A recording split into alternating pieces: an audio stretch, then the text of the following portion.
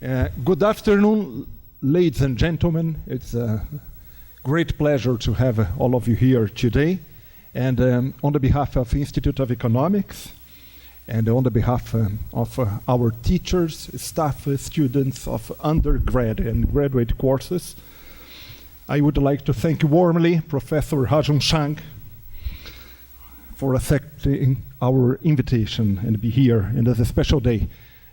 Everybody knows that we are celebrating our 50th anniversary. And it's very special to have Professor Chang to share with us his insightful thoughts and the comprehensive perspective of economics, talking about his new and already very influential book, that is Economics, the User's Guide, that here in Portuguese was translated Economia, Modo de Usar. Economics, Modo de Emploi. Economics, the User's Guide.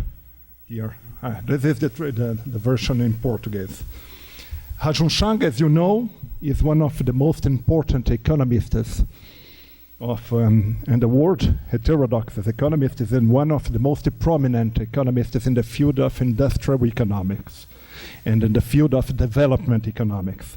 Professor Chang graduated from Seoul National University at South Korea, and then studied at the University of Cambridge, earning a master on philosophy and then a PhD with his thesis entitled The Political Economy of Industrial Policy. He's currently director of the Center of Development Studies and a reader in the Political Economy of Development, Faculty of Economics at the University of Cambridge. In 2003, his very influential book, Kicking Away the Ladder, Development Strategy, Historical Perspective, was awarded the Gunnar Myrdal Prize for Best Monograph for the European Association for Revolutionary Political Economy. And in 2005, with Richard Nelson, a very important tenet of evolutionary economics, of Columbia University, Professor Chang was awarded the Vassily Leontiev Prize for advancing the frontiers of economic thought by Tufts University.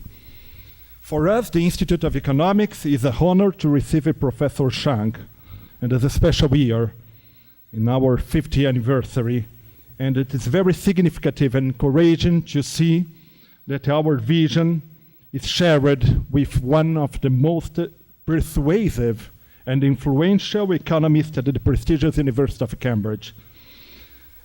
Our own tradition of economics, in the perspective of political economy, our commitment to history, in the quest for investigating the process of development of capitalism in a global context, and also the particular and the peculiarities of our own process of formation here in Brazil, our own overture to the interdisciplinarity, and finally our pluralistic but very engaged vision is shared with Professor Chang in the same way.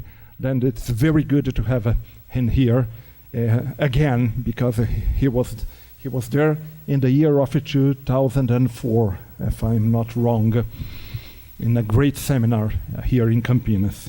And I concluded this brief presentation reading aloud one of the passages of economics, a user's guide that is already familiar, I think, for a part of my students of first year.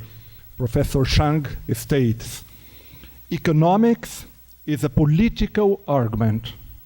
It is not and can never be a science.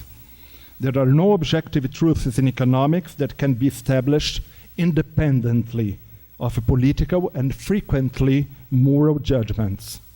Therefore, when faced with an economic argument, you must ask the age-old question, cui bono, who benefits?" Then, with this very interesting and persuasive argument, I will pass down the mic to Professor Borg for the welcoming of Professor Chang. Thank you very much.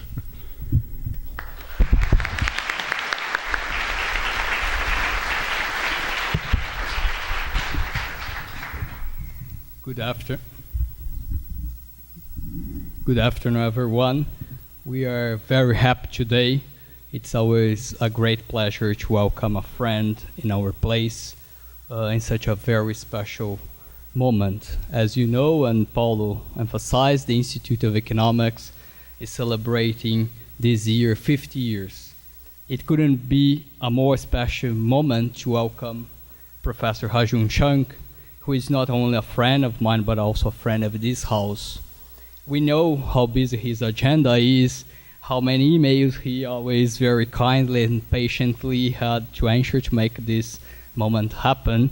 But since the very beginning, he was keen to come and to participate in our celebrations today and tomorrow. We are extremely grateful for that, and we are extremely grateful for all people here, professors, students, and staff, directly and indirectly involved in the organization of this event. Most of you may know, but some may not, Ha-Joon was my professor in Cambridge during my PhD studies a few years ago. A great opportunity to follow his course on development economics and to be in contact with him at the Center of Development Studies at the University of Cambridge. Those times, especially for students, especially for students when we discover that those people will read and influence the way we think indeed exists. And yes, they like picanha too, as we do. Needless to say, Professor Ha-Joon Chang is author of several books translated into many languages worldwide, and one of the most influential heterodox economists of our times. Most of you probably have read the classical Kick and Way, the letter that Paulo mentioned, which is a careful and detailed historical analysis of how today's developed economies, developed countries have developed, and how those policies they implemented differ from what is usually recommended now for developing economies to do. Bad Samaritans and 23 Things they don't tell you about capitalism are also very well-known books written by Ha-Joon. His most recent book, it's here, it's Economics, the User's Guide, in Portuguese, Economia, Modo de Usar, about which he will also talk today. Certainly, many of you have already been in contact with it as professors here and in other institutions in Brazil are largely using it in classes of introduction to economics. His books are also very accessible to a large non-economist audience, making it simpler to understand what economists usually like to complicate. By the way, we have organized for this week, the whole week, a must-see exhibition at our library as well. With all books, we have a Professor Ha-Joon Chang. It's more than 14 titles, so come along and visit it. Today we have economics, but not as you know it, and tomorrow we will have bringing production back in, restructuring the development discourse. Both lectures will be also transmitted online through our channels, and we know that many colleagues in different parts of Brazil are also following us right now, excited for this talk. On behalf of our whole community, thank you so much, Professor Ha-Joon Chang, for accepting our invitation.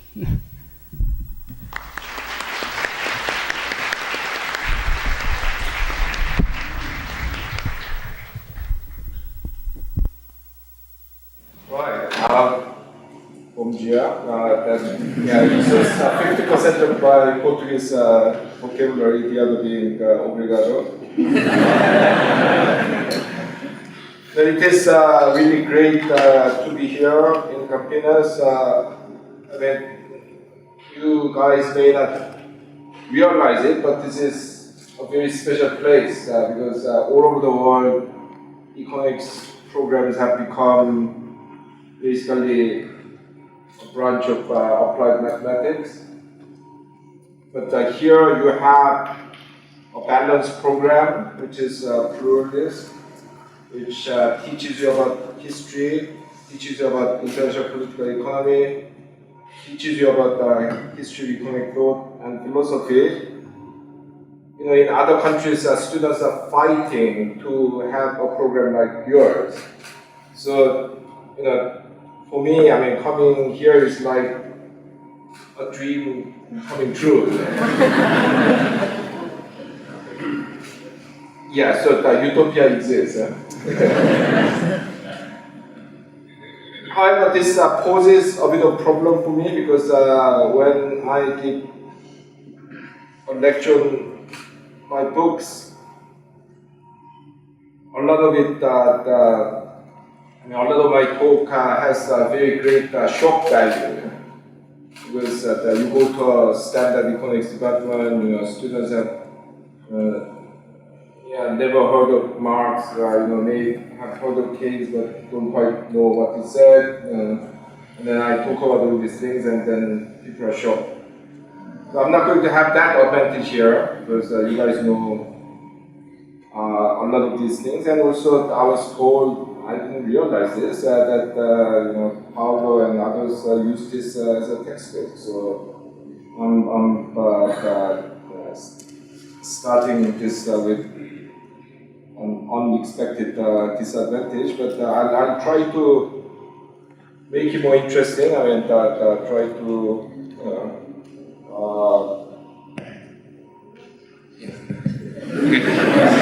to try my best not to make you think, well, I read all of that in his book, so why did I come here wasting my time?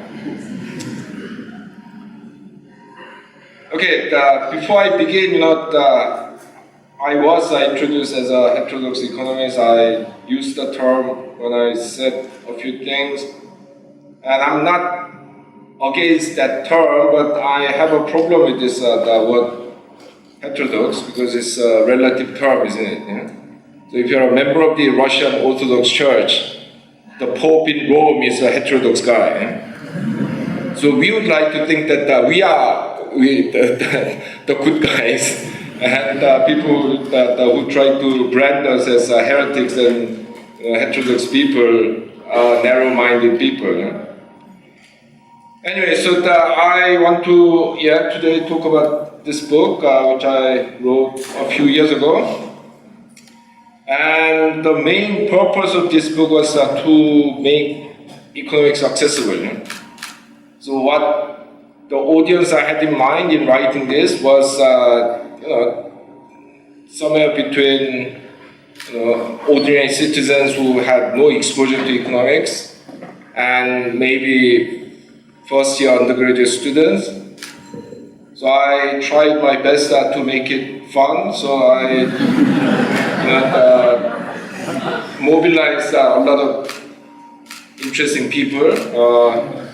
Economists are usually very boring. So I have Mary Poppins. As those who have read the book would remember, Mary Poppins contains this story, which is the best explanation of what a bank run is. Yeah? It's a great place to start understanding modern financial system. The Big Bang Theory has a great explanation of what positional good is. Gone with the Wind, there's a passage there where Red Butler, the main protagonist, tell his southern compatriots that they're going to lose the war because the North has a manufacturing industry and South doesn't. Yeah? So these are all kind of there, not just as a kind of embellishment, but as a central part of the story. Probably except Scarlett Johansson, I happen to be a fan of hers. Unfortunately, it's a paperback. There's no picture of her, so don't get disappointed if you buy the book and say find out that there is no picture of Scarlett Johansson. Anyway, so I try to make it as accessible as possible, but then I think even people who have studied economics quite a lot will have something to gain from this book, because in making the book accessible, I'm not trying to treat my readers as the kind of idiots, yeah? No, I mean, there are these books, Idiot's Guide to Economics, 25 things that you have to know about economics. Because I take my readers really seriously and try not to give this baby version of economics. Yeah? I do my best to talk about all sorts of fundamental issues.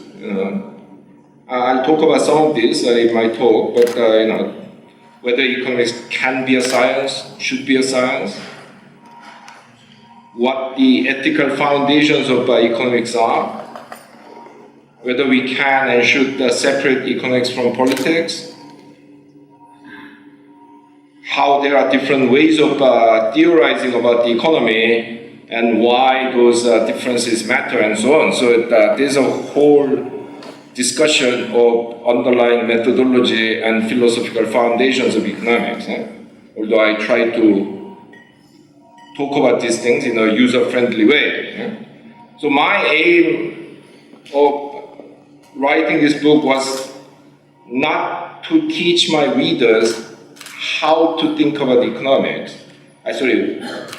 What to think about economics, but how to think about economics. So it's an invitation to critical engagement with economics. I'm not telling people this is what the professional consensus says. Whatever it is, openness is good for economic growth, individuals try to cheat all the time, the content doesn't really matter. Even if it's Marxist, Keynesian, what I'm trying to do here is to teach the reader how to critically engage with different types of economic arguments. So I'm not going to tell you, that the Marxist great or neoclassical economics has solved all the problems and things like that. So as you see from the table of contents, the book contains a lot of things that you don't normally see in an introductory economics book. So in the first chapter, I discuss the definition of economics and why there are different definitions and what are the kind of methodological foundations of those different definitions. In chapters 2 and 3, I talk about the history of capitalism, because without understanding the history of how we got here, we cannot understand our present or the future. Of course, in many economics programs, economic history doesn't exist. The most you go back to is like 1960. Why? Because the World Bank data set starts in 1960.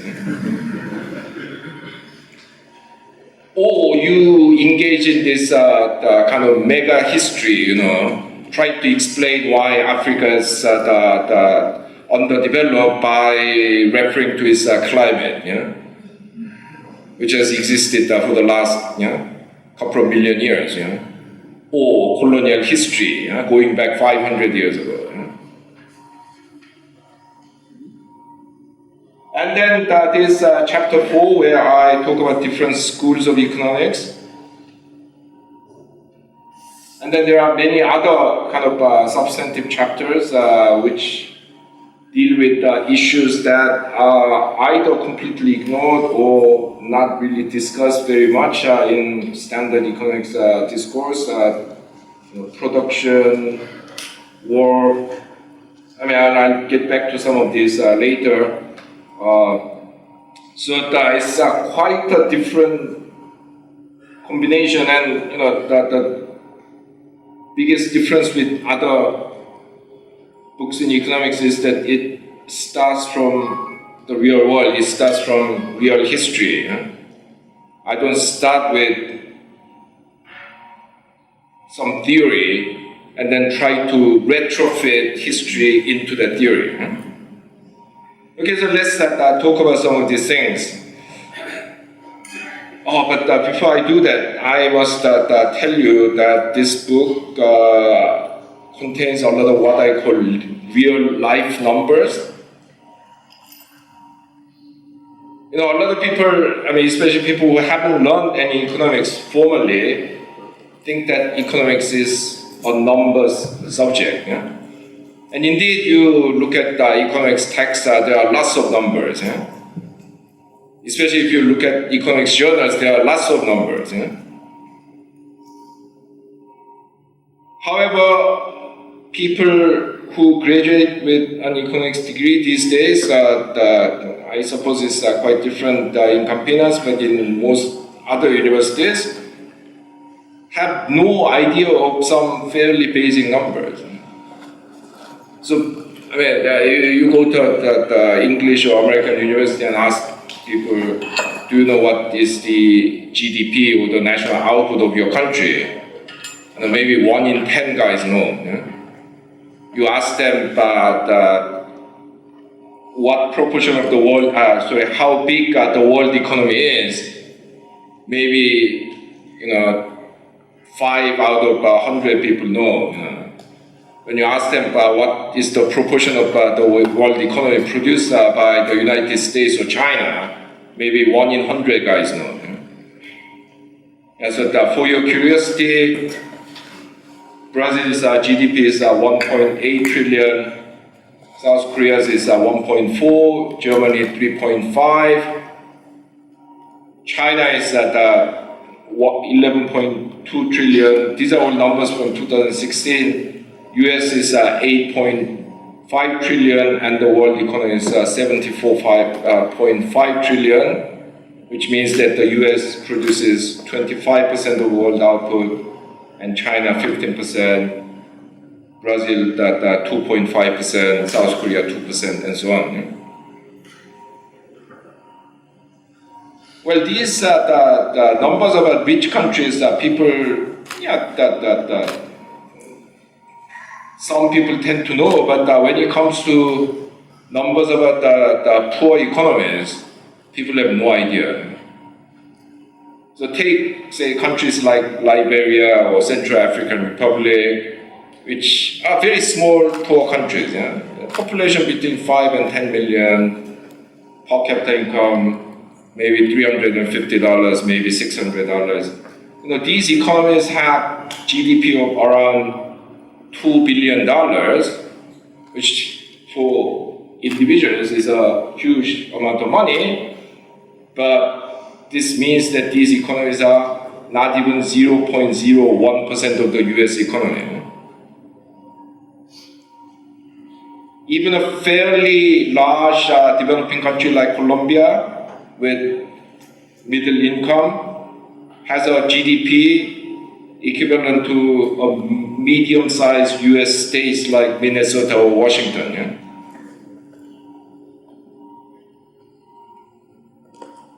Now, of course, in this age of internet, you don't need to know any of these numbers. Yeah? You need to remember only one thing, yeah?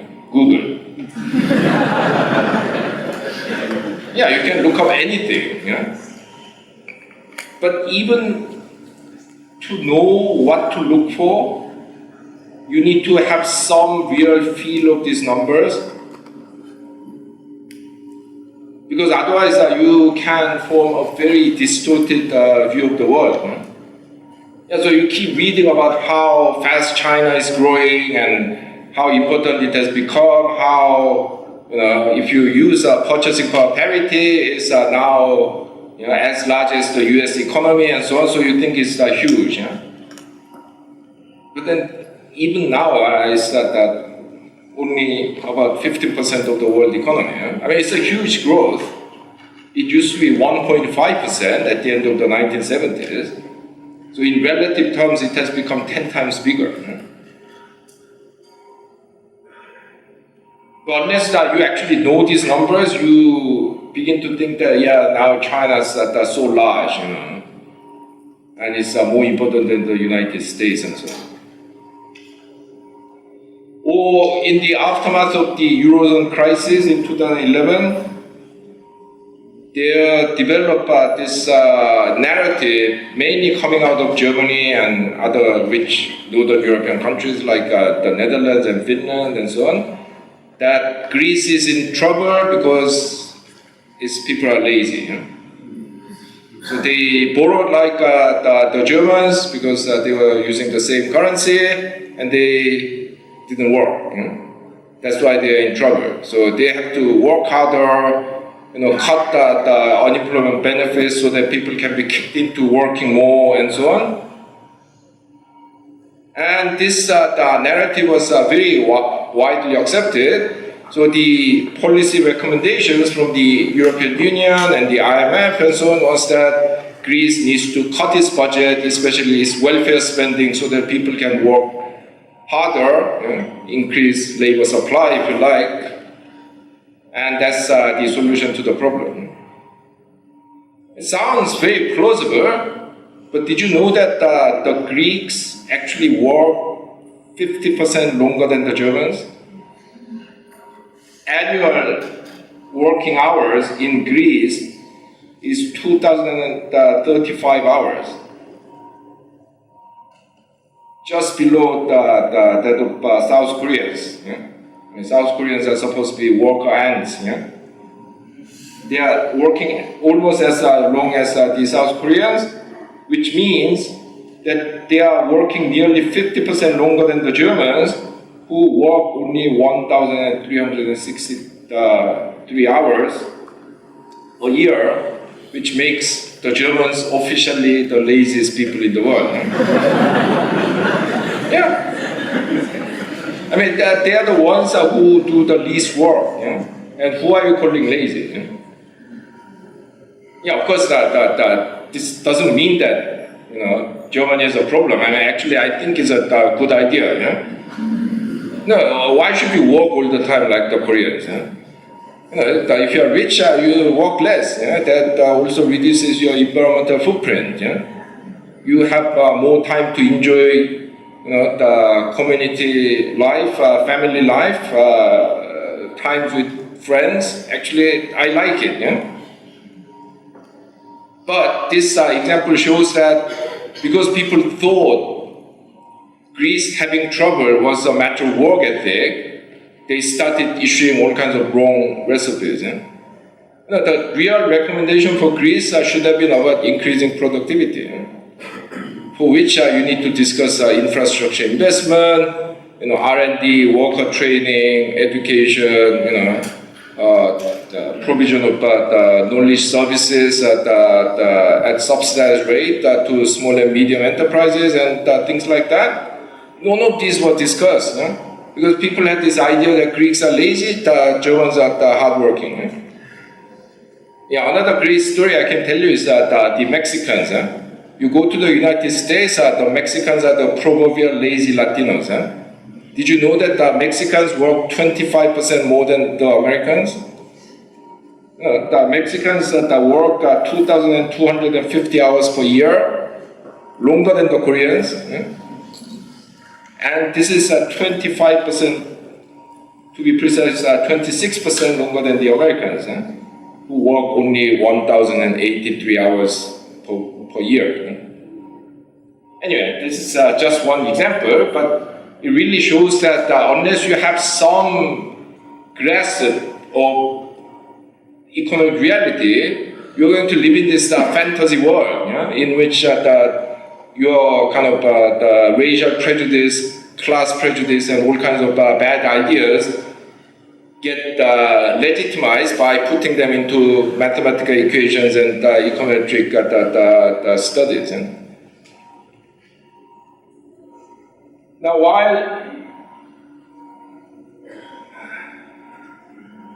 emphasizing real life numbers, I argue that also numbers always need to be taken with a pinch of salt. And in this context, my favorite quote is from Johann Wolfgang von Goethe, the author of Faust, who apparently was some sort of a scientist. I mean, apparently he has a book on the theory of color, and I didn't know this until I wrote this book.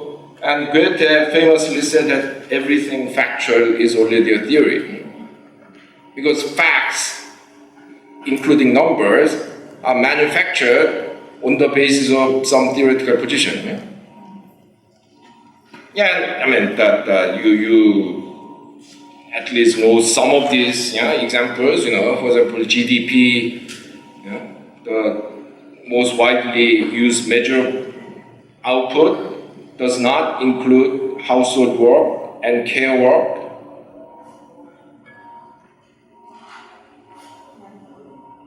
Which are mostly done by women. So it leads to a huge underestimation of women's contribution to the economy because their reproductive work is completely ignored. Now, when you say that some economists come up and say no, but these things are difficult to estimate. Well, why is it so difficult? When you are building national accounts, you actually create this fictitious number called imputed rent, which means that when you are living in your own house, you don't pay rent to yourself. Whereas if you are renting a house, you pay your rent to your landlord. So that gets captured as the landlord's income and gets included in national accounts. So in order to correct this the asymmetry, national account statisticians say that, okay, we'll estimate how much you would be paying to your landlord, i.e. yourself, if you are renting this house from yourself. So you include even something like that in the national accounts. And why aren't you including women's work?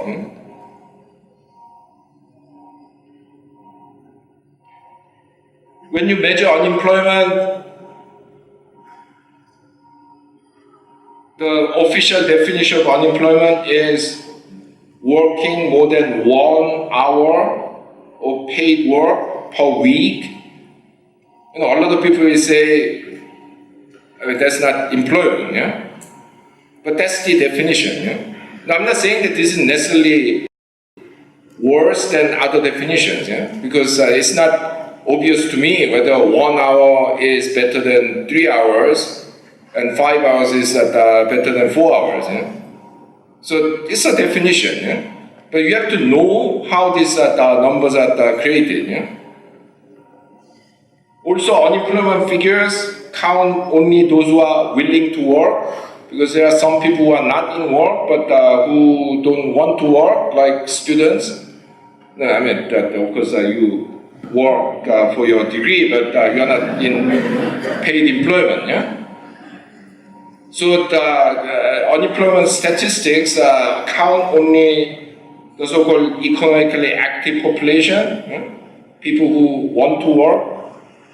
And then among those, if you do not have work but want to work, then you are counted as unemployed. If you do not have work but you don't want to work, then you are counted as economically inactive. Now the trouble is that when you actually do the surveys to find out what the unemployment rate is, you can ask people, of course, do you want to work? Are you willing to work? And they may say yes or no, but how do you actually believe them? So what the people who collect the data do is to ask them also, have you applied for work, applied for a paid employment in the last 4 weeks? If you say no, then you are counted as economically inactive.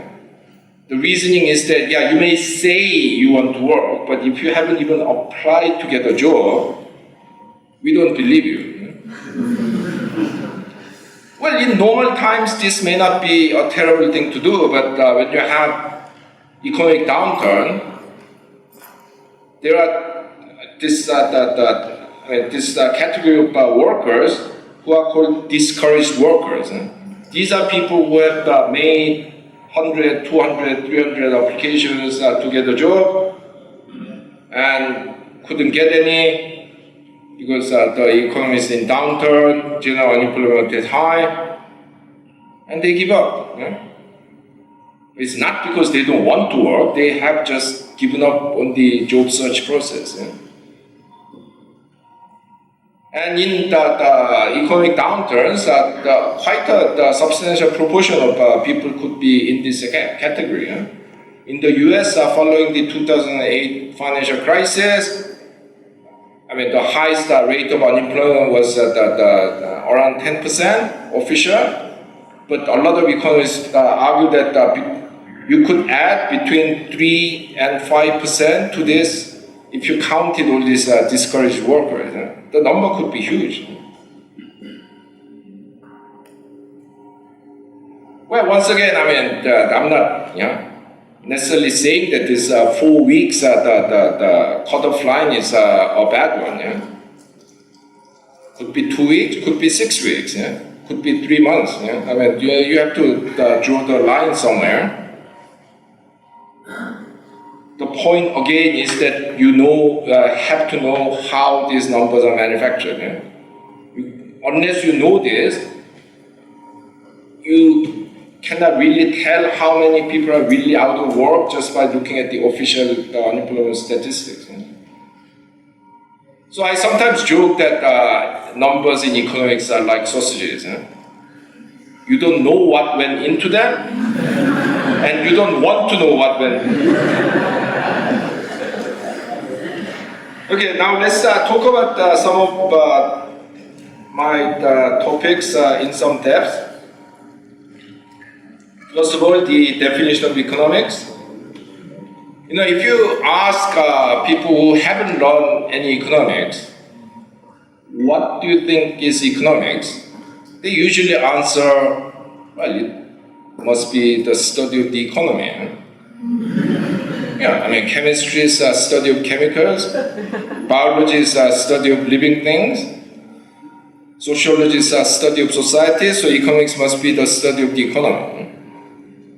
That's the common sense answer, except that this is not what economists these days will tell you, because to these people, economics is the science of everything. Yeah? No, I mean, it's really incredible. I mean, some of the most popular books on economics of our time has everything in its title. Yeah, so that one on the left is a book by Tim Harford, the famous Financial Times journalist, whose first book, The Undercover Economist, was a bestseller. His second book, The Logic of Life, has a subtitle which says Understanding the New Economics of Everything. Yeah? Free Economics, arguably the best-selling economics book of our generation, is also about the hidden side of everything. This book by Professor Robert Frank, the Cornell University professor and columnist for New York Times, I mean, he's much more modest than other people. He says how economics can explain almost everything.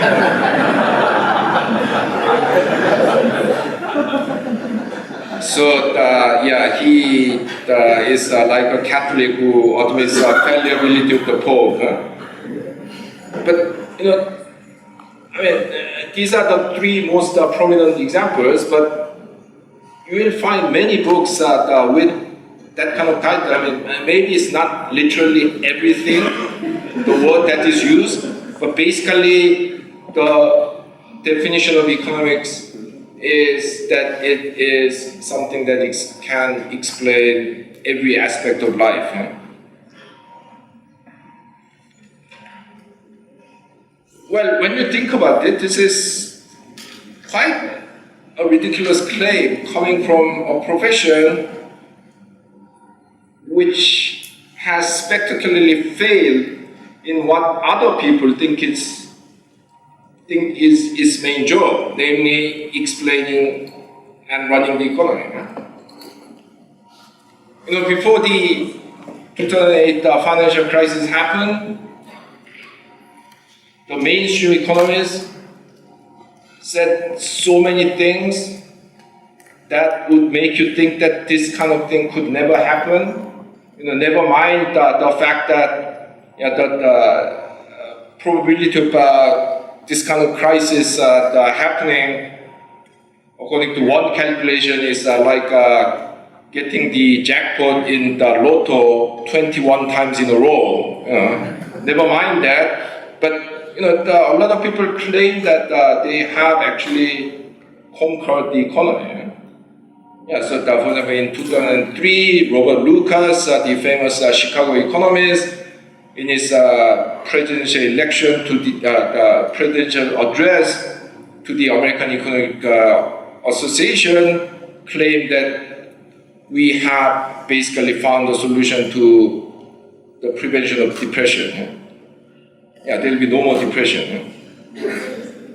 Ben Bernanke, the former Princeton economist and then later chairman of the Federal Reserve Board, just before becoming the chairman of the Federal Reserve Board, when he was the chairman of the Council of Economic Advisors to the United States President, wrote a series of articles talking about the great moderation. Yeah? So basically, no more inflation, no more the business cycle. Now we have achieved this kind of Zen-like state. Yeah? Many people talked about the Goldilocks economy. Yeah? Not too hot, not too cold, just the right temperature. Yeah, and then something like this happens. Yeah, so for non-economists, this is a shocking thing. The British Queen, soon after the financial crisis, famously asked this LSE professor, why did no one see it coming? So for non-economists, this discipline looks like a total failure because they have messed up their main job. But still these people say they can explain everything. No, this is actually a megalomania. It's like, I don't know, the football player who's very bad and then bad at football and then who says, I can be good at every sport. Yeah? I can be good baseball player, good basketball player. Yeah? Now the interesting thing about this megalomania is that it's not just because these people are arrogant and full of themselves and are in love with themselves. Eh? It's because today's mainstream of economics, namely neoclassical economics, defines the subject in terms of the analytical methodology rather than the substance of what it does. Yeah? So this is the famous definition of economics that is used by virtually all mainstream textbook that bothers to define economics. This comes from this LSE professor Lionel Robbins, who was quite an influential guy in the sort of mid-20th century in Britain. And in 1932 he wrote this famous essay about the nature of economics, in which he basically says that it's rational choice theory. No? Rational choice under scarcity, if you want to be a bit more specific. Yeah? So because they define the subject in terms of analytical methodology rather than the object of investigation, they can claim that it is about everything. Yeah? And indeed, when you read books like Free Economics, quite an interesting book, there's nothing which the normal people would see as economics. Yeah? Because it's about how Japanese sumo wrestlers collude with each other to cheat the system, how the American teachers would fabricate the students' marks to get higher salary, how people behave in quiz shows, all very interesting, but there's nothing about the economy. I think probably the thing that came closest to the economy was about this the young black the drug dealer in Chicago. But there's nothing about economic growth, inequality, industrialization, poverty, nothing. But for them, this is economics, because as far as you use rational choice methodology, assuming that people are rational and selfish, it doesn't matter what the subject matter is. And of course, the king of this the type of economics is Gary Becker. I mean, he wrote so many articles, economics of crime, economics of marriage, economics of,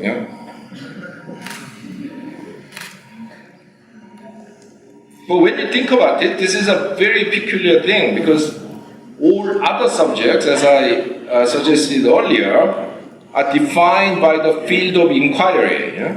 Chemistry is about chemicals. Biology is about living things.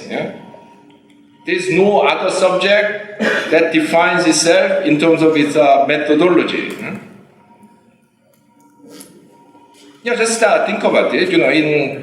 Say, if you go to a biology department, there are people studying living organisms with huge range of different methods.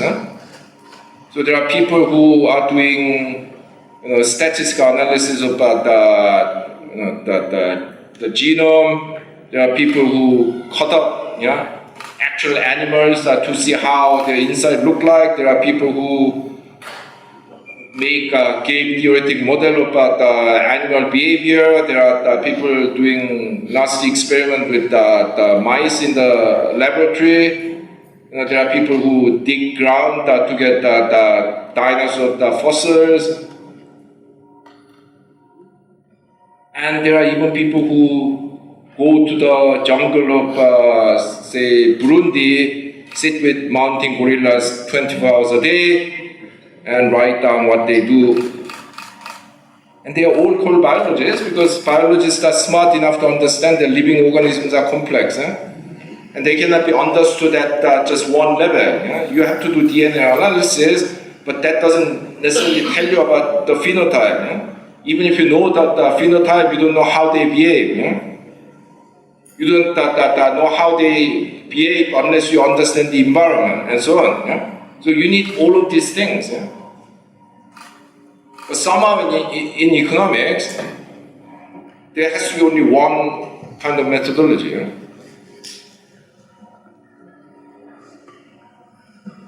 And this has even created a kind of perverse intellectual hierarchy in economics. So this I mean, it's changing us a little bit, but this basically this presumption that the less related to the real world economy your research is, the cleverer you are. So the cleverest ones will do mathematical modeling of something that has nothing to do with the real world. I don't know, Turing machines, self-learning automata, and then they get published in the so-called top journals like Journal of Economic Theory. If you're not that smart, you will probably do econometrics, but not running regressions, but econometric theory, so trying to prove all these theorems. If you're not even that good, you become a macroeconomist. You have to work with some real-world data. Okay, at the very aggregate level and so on, but yes. And if you are not even that good, then you become labor economist or development economist. Then you really have to kind of dirty your hands. If you're not even that good, you study economic history. And if you are going around factories, surveying the managers, trying to understand how firms innovate and develop, people think there must be something wrong with you. Now, I'm exaggerating and joking, but this is quite a serious problem. But the reason why this kind of the absurd intellectual hierarchy has developed is because the mainstream of economics has defined the subject in terms of its methodology, not in terms of the substance of what people do.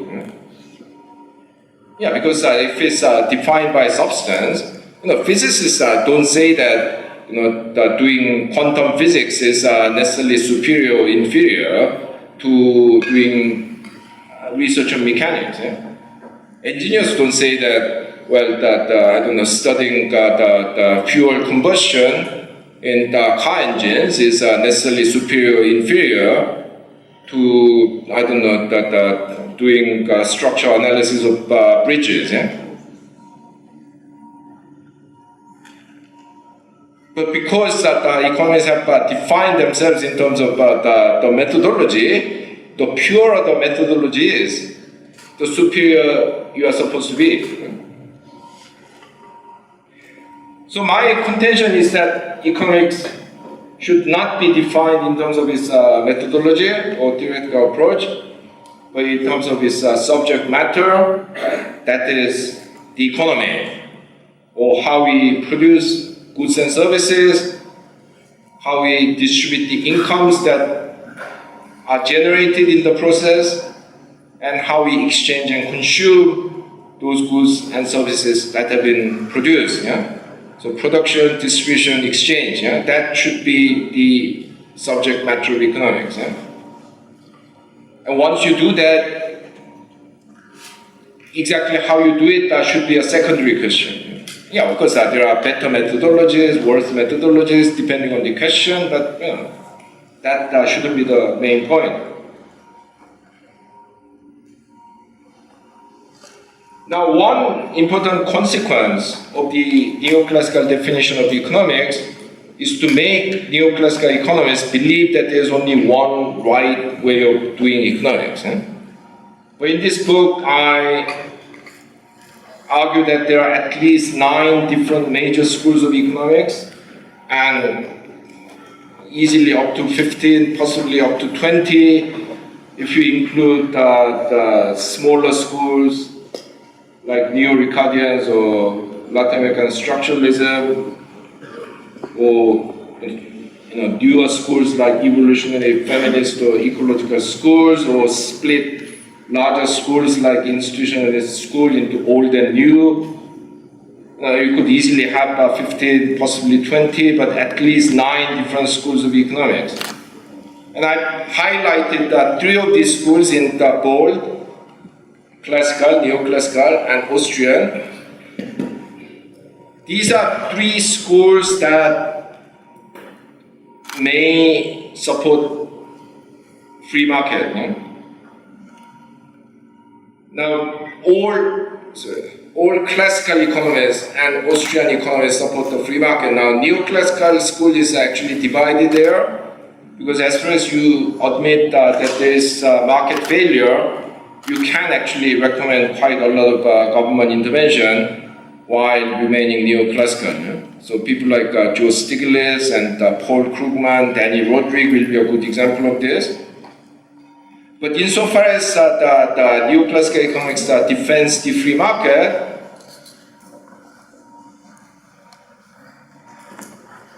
its argument is that people are rational and selfish, so they'll only do things that is to their benefit, and therefore you should leave them alone.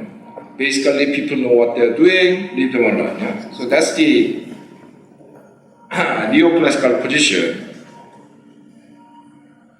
However, these 2 other schools that defend the free market in very different ways. So the classical economists, the classical theory is like Marxist or Keynesian theory, a class-based theory. It's not an individualist theory like the neoclassicals and the Austrians. Basically, in classical theory, the argument for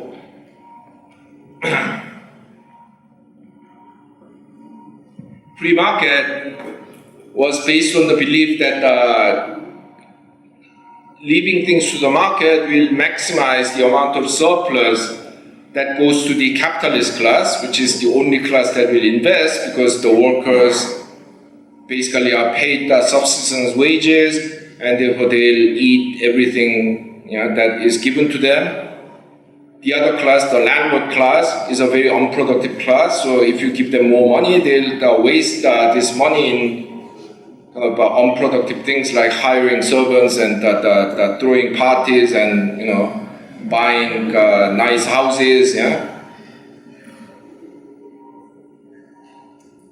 So it may have defended the free market, but on completely different ground and using completely different methodologies compared to the neoclassical theory. The Austrians are still different. It is an individualist theory, like neoclassical theory, but it has a very different view of what the world is like, what individuals are like. So the Austrians, first of all, didn't think that individuals are very rational. And they emphasize that there is a lot of rule-bound behavior. So actually, they, especially Hayek, argue that rational behavior is possible only because people unquestioningly accept social norms. So he famously argued, and I'm quoting him, tradition and custom lie between instinct and reason. So actually, the Austrian view of individual was very close to the behavioralist view. Actually, people are rational only in limited ways, but even that limited rationality is possible only because people have a lot of unquestioned kind of assumptions. They don't calculate everything. The Austrians also thought that the world is very complex and uncertain, so in that respect, they are very much like the Keynesians and the institutionalists.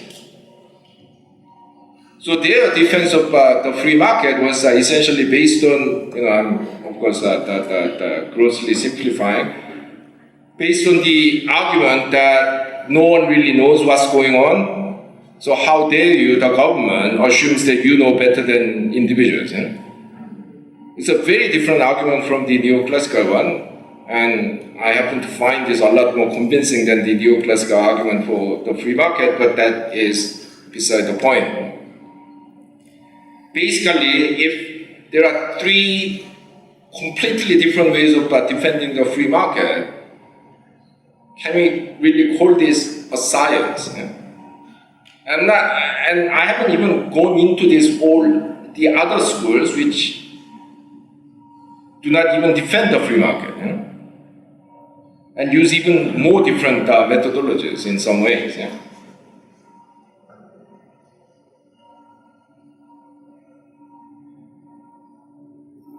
So these different schools, and I'll show you this table which is contained in the book. These different schools have different way of conceptualizing the economy, different ways of conceptualizing the individual, and conceptualizing the world. They are interested in different things. Is it production, market exchange, consumption, what have you?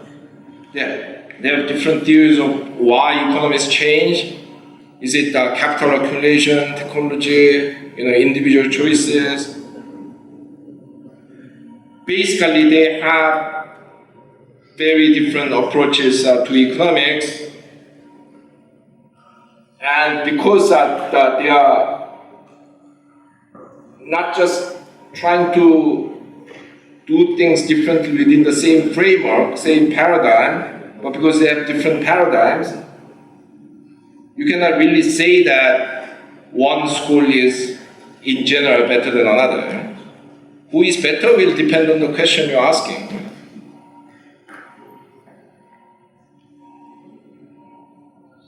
My contention in the book is that we need actually all of these different approaches to economics in order to explain the real world, which is very complex, And in making this assertion, I give you the Singapore problem, or life is stranger than fiction, as I like to call it.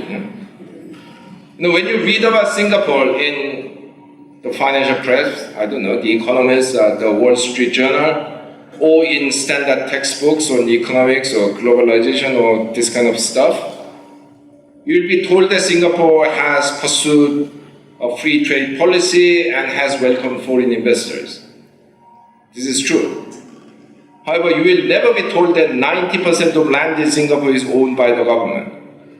You will never be told that 85% of housing in Singapore is supplied by the government-owned housing corporation. You will never be told that 22% of GDP is produced by state-owned enterprises, including the famous Singapore Airlines.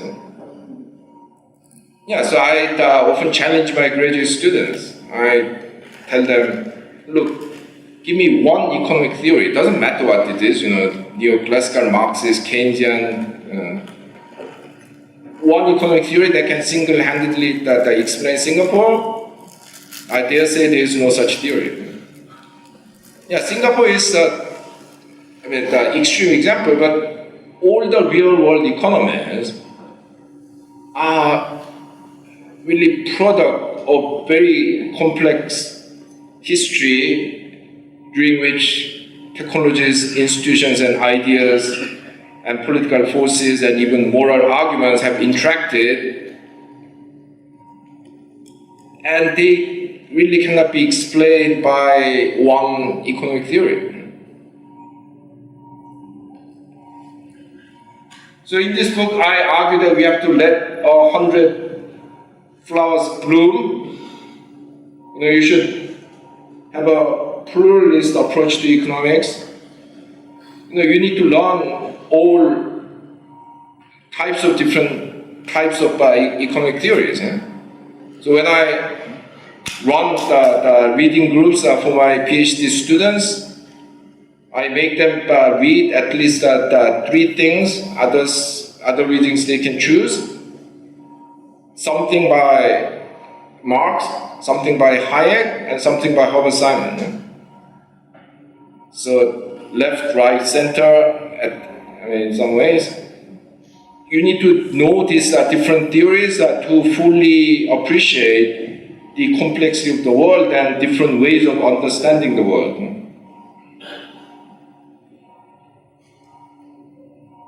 Actually, I go one step further, and we should not only let 100 flowers bloom, but have them cross-fertilize with each other. Different approaches to economics can actually benefit a lot from learning from each other, making our understanding of the economic world richer. I give some examples in the book. I don't have time to go into them. And indeed, in real life, there have been some engagement across different schools that have improved our understanding of economic theory and the real world. So the famous Cambridge debate on capital theory in the 1960s. Later, the so-called new institutional economists like Ronald Coase implicitly, sometimes explicitly, but largely implicitly engaging with the Marxist theory of the firm. There are these instances where this engagement have improved our understanding. There are also some areas where there have been parallel development whose the kind of synthesis that could improve our understanding. So yes, let them cross-fertilize.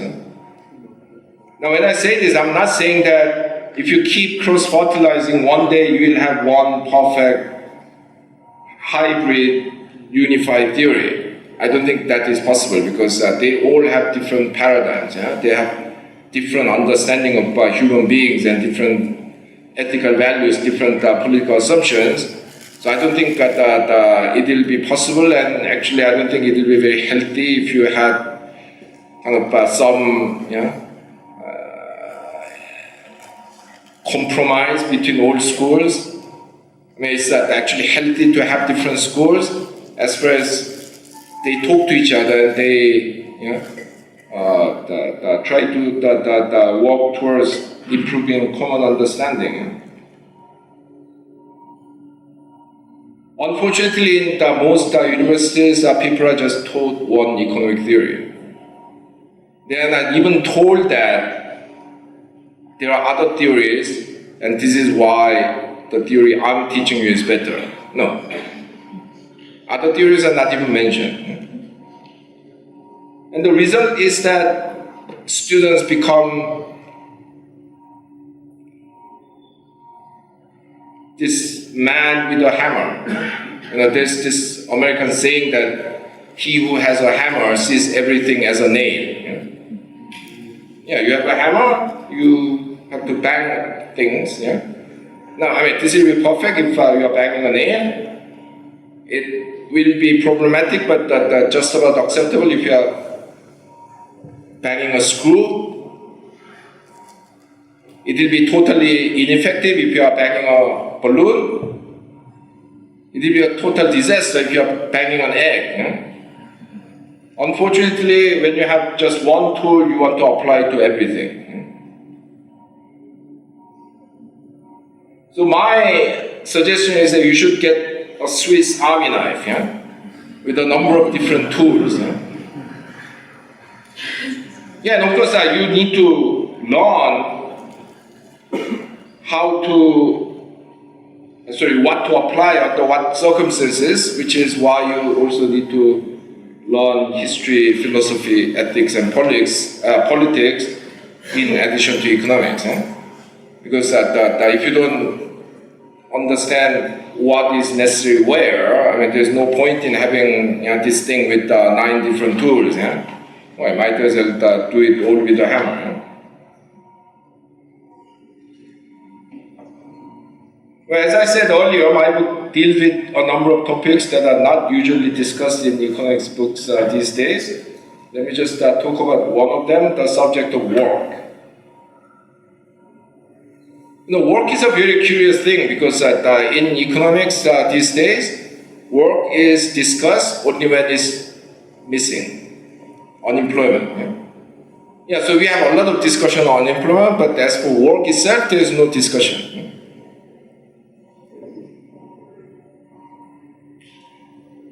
This is quite shocking because when you think about it, most people of working age spend at least half of their waking hours in work. So you sleep 8 hours, you have 16 hours remaining, we usually work 8 hours. If you include the commuting time, a lot of people spend the majority of their waking hours in work.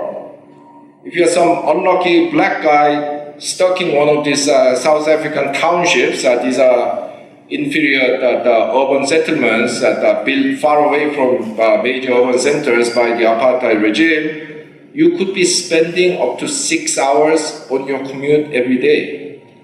Because they deliberately built this far away from the main center, and there is no public transport. So these people have to rely on these minibuses, which are curiously called taxis in South Africa,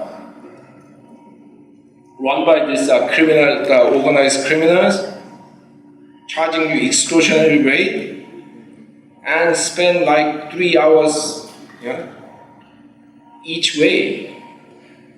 So for these people, I mean, work is completely dominant in their lives, but then we don't talk about work.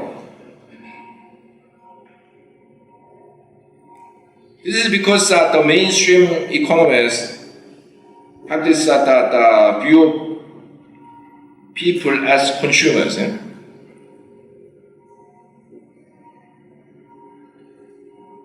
In this vision, work is seen as this utility that people have to put up with, so that they can earn the income with which they can buy things whose consumption is the ultimate goal in their life.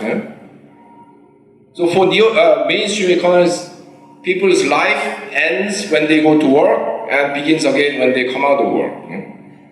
Because they are basically consumers. So work is actually left to other people. Analysis of work is left to engineers and business school people, even sociologists. Yeah? Economists don't talk about work.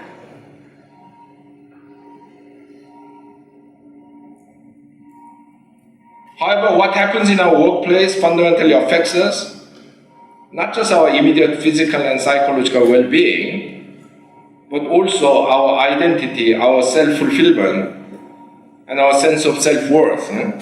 So there's a very interesting science fiction written in 1951 by this American science fiction writer, Kurt Vonnegut.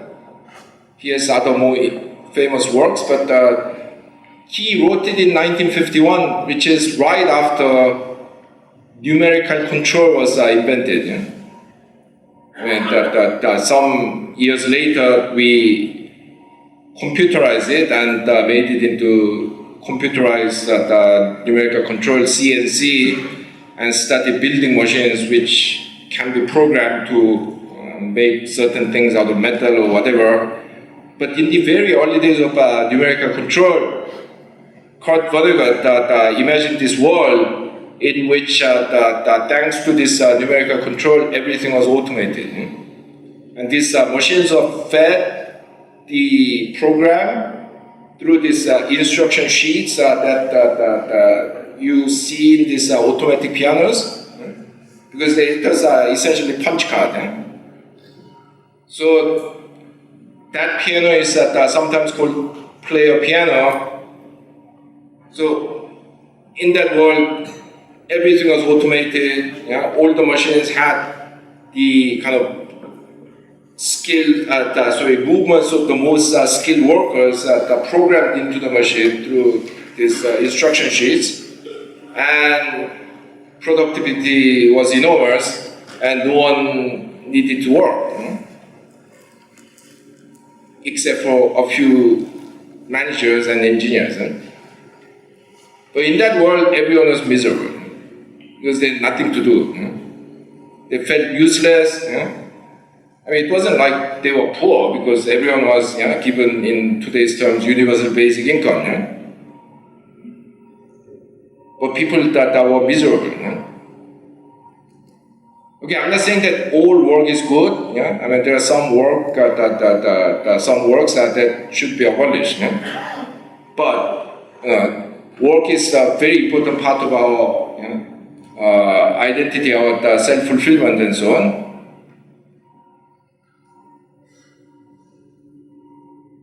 But this is completely ignored. So, for example, we have this paradoxical situation in which you do surveys of people in, say, the rich countries, and they all have much higher income than, say, a couple of decades ago. But when you ask them, are you happy? They are actually much less happy than they used to be. I mean, there are many different reasons, but I think one main reason is the deterioration in the quality of their work life.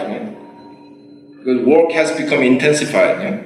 So you may be still working the same 8 hours, but they squeeze more out of it. The most dramatic example is if you work in the warehouses for Amazon. You carry the order sheet and collect items to be delivered, so that they can go out in the trucks. Amazon puts a GPS monitor on you. So if you are in one place for more than 2 minutes, they call you. What are you doing? Move on. So that work is far more intensive. There's a greater psychological pressure to perform, because now you have all kinds of performance measurement. You have longer and more crowded commutes. You have lower job security. I'm not an expert on labor economics or economics of work, but even I can see why people may be less happy despite having a lot more money. No, seriously, I mean, this is a very big challenge to neoclassical economics, because there, you are supposed to derive utility from consumption and leisure. Now people are working less, few hours, they have a lot more money. Why are they less happy? Maybe an important part of the answer is in the sphere of work, but this is completely ignored. Anyway, let me begin to conclude that, although this concluding section will be quite long. Yeah, because it's in line with the statement that Pablo read earlier. And it's really at the center of this book. Throughout the book, I emphasize that economics is a political subject, even when most neoclassical economists will claim that what they do is value-free science. Yeah, you know the drill, that they say there's positive economics and normative economics. But we are not touching normative because it's unscientific. We do positive, which makes it science. Yeah? Indeed, in the early days of economics, the subject was called political economy. Adam Smith never wrote a book on economics. David Ricardo never wrote a book on economics. Even William Jevons didn't write any article on economics. It was all called political economy. Partly in recognition of the importance of class struggle in economics, but also in recognition of the fact that economics initially was developed as a policy science in order to advise the political leaders. When the neoclassical school became dominant in the late 19th, early 20th century, they renamed the subject into economics, basically in an attempt to purge politics from economics, because that was considered necessary to make it into science. People used to be more honest in the old days. No, seriously, before the Second World War, no country had Ministry of Defense. They were all called Ministry of War. That's what they do.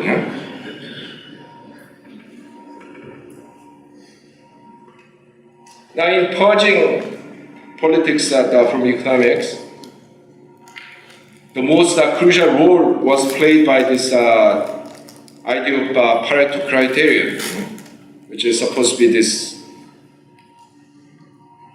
criteria that allows us to make apolitical scientific decisions about social changes. Now, we need to get into this a bit. Before Pareto, who was this half Italian, half French economist in the late 19th, early 20th century, who taught in Switzerland, the dominant view among economists, and indeed many other people, was based on this utilitarian philosophy. You've heard about it, the greatest happiness of the greatest number of people. And Pareto came out saying that, no, this is not acceptable. Because, according to his argument, this means that the majority can just override the minority. This is actually a principle that allows you to impose sacrifice on individuals in the name of the greater good.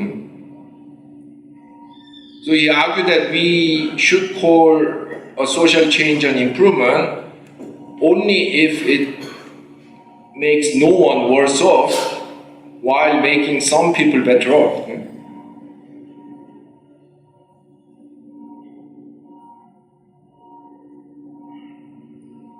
Yeah, so this was a very important argument to defend individuals against the tyranny of the majority, if you like. And then to make this the idea of common life, I invented this thing called the one finger story, which you cannot find in this book, so that you at least get one thing that is not in the book by coming to this lecture. So the story goes like this. Yeah? One day, some people knock on my door and introduce themselves as scientists from some secret UN-funded scientific research lab, and they tell me, well, Dr. Chang, we found this wonderful technology that will solve the problem of climate change overnight. You know?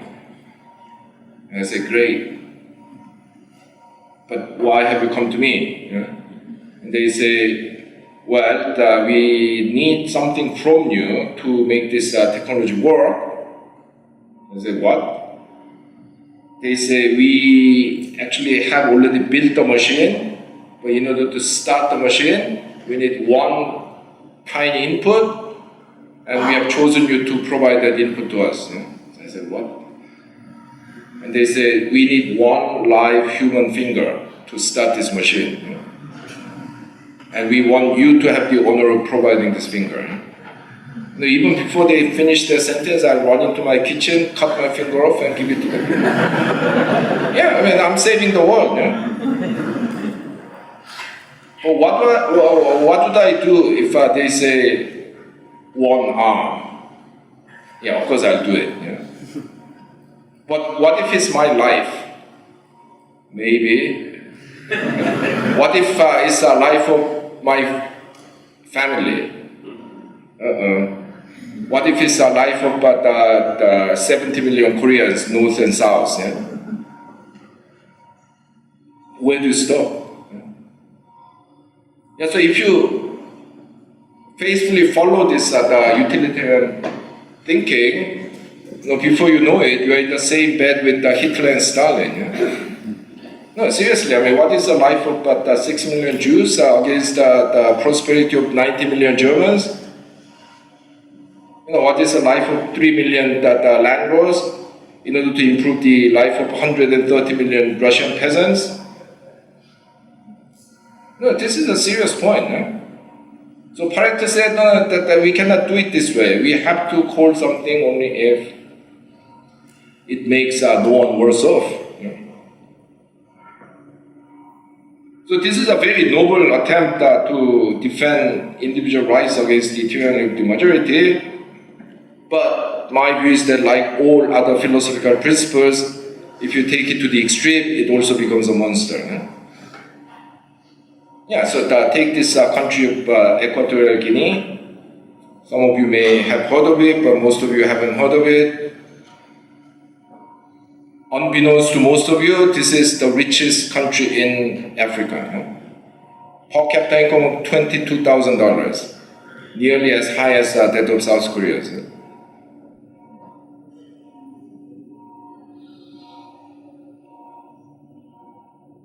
The interesting thing is that this country, until like 1995, used to be one of the 30 poorest countries in the world.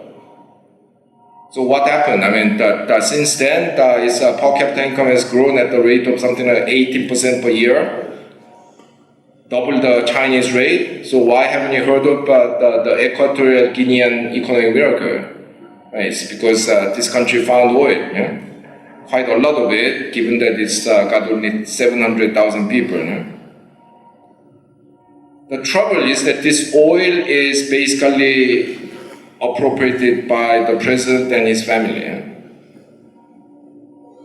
Yeah, so in that country, if someone made a proposal that, look, we have to tax this the family, additional 10% tax, so that we can solve the poverty and malnutrition, because the majority of population still live as if it's in 1995.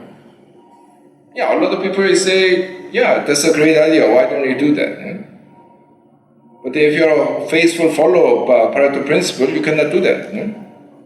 You cannot even hurt one person by $1.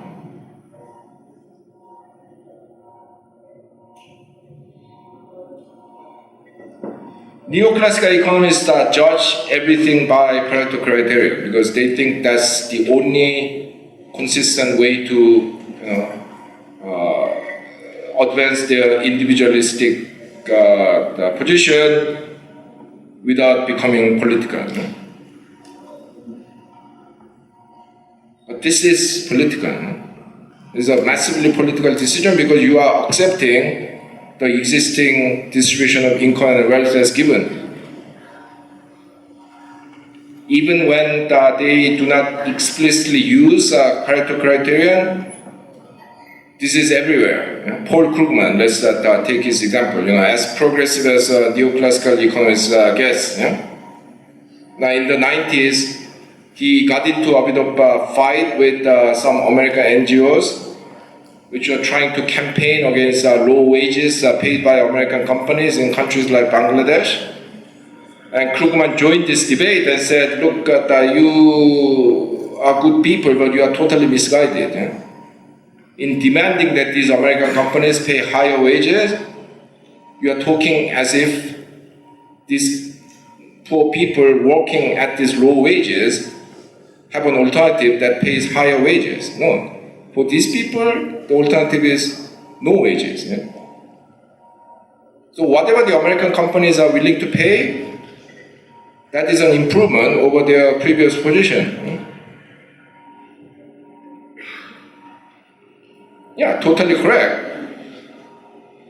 But what if Bangladesh can institute a land reform so that more people can stay in the countryside and urban wages go up? What if we can abolish that child labor? Then other wages will go up. What if it can implement industrial policies to create industries that will pay higher wages? If Bangladesh can do these things, maybe the choice that the workers face is not between low wages and low wages, but between low wages and higher wages. Now, when you hear this, some of you might be thinking that's a daydream, that's something that doesn't happen. No, this is what happened in my own country, South Korea. In the 1950s, we had land reform.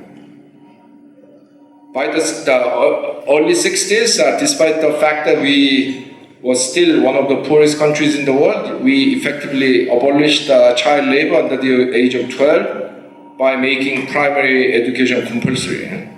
When I say compulsory, in Korea it meant that if you don't send your kids to school, you go to jail. That kind of compulsory. Yeah, and then we did all these industrial policies in the 60s and 70s. The people are laughing, South Korea trying to produce motor cars, steel, Seriously, I mean that in 1965, our annual car production was 100 per year,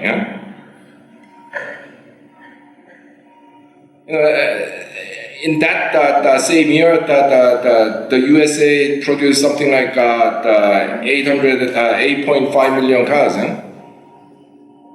So everyone laughed at it, but we did it. Now, I'm not trying to boast about my country. We have a lot of shameful record. No, seriously, I mean, until recently, we had the longest working hour in the world. We have probably still do the highest gender wage gap in the world. We have the highest suicide rate in the world. So I'm not necessarily proud of everything that my country has achieved. But these things have been done. Can be done. Yeah, of course, if you ask Paul Krugman, probably he'll say, yeah, I mean, I'm fine with those things being done. But all these things involve ignoring Pareto criterion. Because land reform, even though it was market-based land reform which compensated the landlord, the compensation is not at the full market value. Compulsory education that meant some poor parents would have actually preferred to have their children that go to work rather than to school were restricted in their freedom. Yeah, so the Pareto criterion trampled over center, left, and right. So as a consistent neoclassical economist, you cannot support what happened in Korea. If we didn't do those things, I mean, at best we would have become second Bangladesh. Yeah? At worst, we would have been even poorer. So basically, when you think about these things, I mean, the best thing to remember actually comes from this country.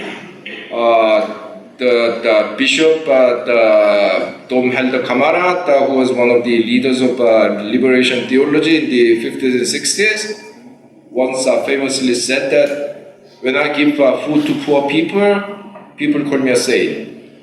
But when I ask why these people do not have enough to eat, they call me a communist. Yeah? I think we should all become a bit of a communist. Yeah? No, because as a trained social scientist, we have to ask questions about the underlying social structure. Yeah? Neoclassical economics starts by accepting that structure and trying to figure out how can you make some people better without making anyone worse off. Yeah? I mean, that itself is not wrong, but there's this even bigger question that you have to ask before going into that. And your answer might be actually it's practically impossible to change the underlying structure in this country in the foreseeable future. So we'll have to find other ways. But you have to ask that question before coming to that conclusion. Yeah? You cannot start by assuming that nothing can be and really should be changed, and then let's see what we can squeeze out of a stone. Yeah? Finally, the political nature of economics goes down to the deepest level, because what is a free market itself is a political question. So in my earlier book, 23 Things They Don't Tell You About Capitalism, I have, the very first chapter is called There is No Such Thing as a Free Market. And in making that argument, I used the example of child labor. I mean, of course, even today, in many countries, including Brazil, there is that child labor, but child labor is a serious problem in the early days of Industrial Revolution. Of course, poor children had always worked in their family farm or running errands, picking pockets, whatever. But the Industrial Revolution made this a serious problem because now you started mechanizing operations. With mechanization, actually, the children could do adults' work, but then it carried a lot of danger and health risk. So particularly the serious was the problem of cotton textile making. Apparently, the technology at the time involved creating a lot of dust in the making of cotton textile. Now this dust would settle down in the lungs of the workers, and a lot of them would die of lung diseases. But if you are a child, this was almost fatal because your lung couldn't even grow. So this became a huge issue. So some campaigners proposed that through some reformist parliamentarians in the British Parliament in 1819 that child labor in cotton factories should be regulated. Now note that this was just the cotton factory. Nothing about children in coal mines, other types of factories, just cotton factory. And the proposed regulation was a joke by today's standard. So they said young children shouldn't work. How young was young? 8. So below 8 you shouldn't work, but from 9 you can. You should.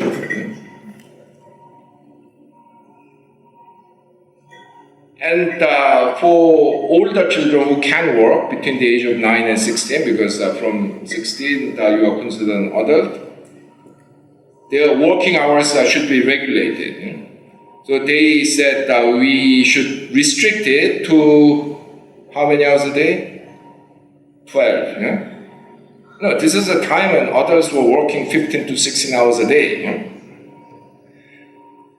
Now, so this was a real joke, just one industry, children from 9 working, at least 12 hours a day. But then a lot of people were up in arms. A lot of economists, a lot of factory owners, a lot of politicians said, this is a fundamental the undermining of the free market, which is based on this principle of free contract. These children want to work, these people want to employ them. What is your problem? It's not as if these factory owners kidnap these children and use them as slave laborers. No. It's totally voluntary. So if you say this totally voluntary contract cannot be respected, you're undermining the very foundation of the free market. Now fast forward 200 years, I am yet to meet a free market economists who say that we need to bring back child labor in the rich countries. Well, one person came quite close to it. Newt Gingrich, the American politician, in his campaign for presidency in 2012, once famously remarked that poor children should work as janitors in their own schools. So there are still people who would say these things, but most people wouldn't. Why? Because the ethical assumptions have changed. So today we have this implicit ethical position that the children's right to work and have a childhood should have priority over freedom of contract. Once you accept that, the issue doesn't even exist. It becomes invisible. Well, when you think about it, regulating child labor is a huge regulation. In many developing countries, because of rapid population growth, children account for half the population. Can you imagine? I mean, if your government or the American government one day suddenly announced that anyone whose social security number ends with an odd number will not be able to work from tomorrow, how people take it? There'll be a riot. It's such a huge regulation, but we don't even see it as a regulation because we have accepted this ethical principle that children's right to have a childhood should have priority over freedom of contract. There is no debate. So in the book, I say that freedom of the market is like beauty in the eyes of the beholder. Depending on your ethical position, your political position, the same market could be seen as totally regulated or totally free. So when you cannot even define what a free market is, how can you defend the free market? Given that all theory is based on the assumption that there is this idea called the free market, how can you defend the theory as scientific when there is no scientific way to define the free market? It is a fundamentally political subject. Okay, so today, let me really conclude that I have shown you how economics should be much broader and can be much more exciting than what it is today. Well, this university, once again, is one of the exceptions, one of the decreasing number of exceptions, where economics is still taught in a pluralist, broad, and real-world related way. Well, you should realize how precious what you have here is and fight to preserve it and also spread it to other universities, to help the friends in other countries, share your curriculum, how you are taught, and try to join this international movement like Rethinking Economics or ISIP, the International Student Initiative on Pluralism in Economics, to give you support, help people that learn how it can be done, how it is actually done. And I hope that my talk has been useful in encouraging you to think along the line. Thank you very much.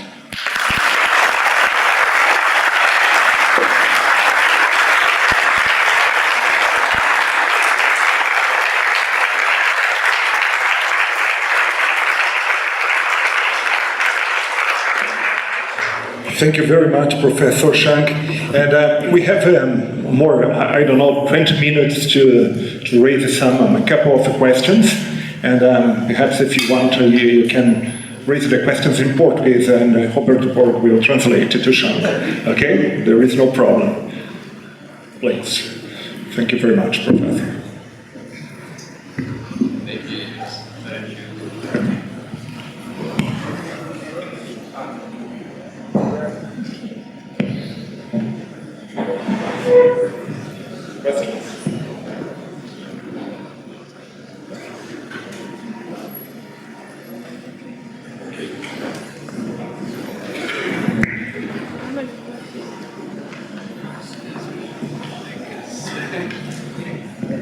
You should use that one now.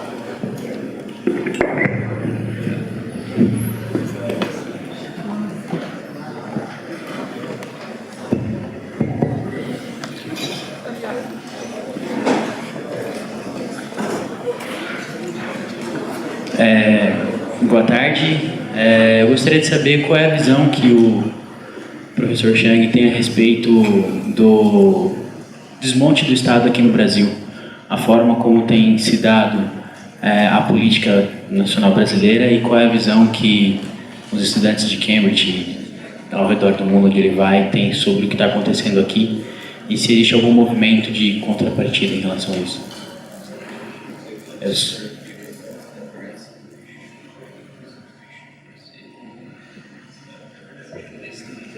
All right, yeah.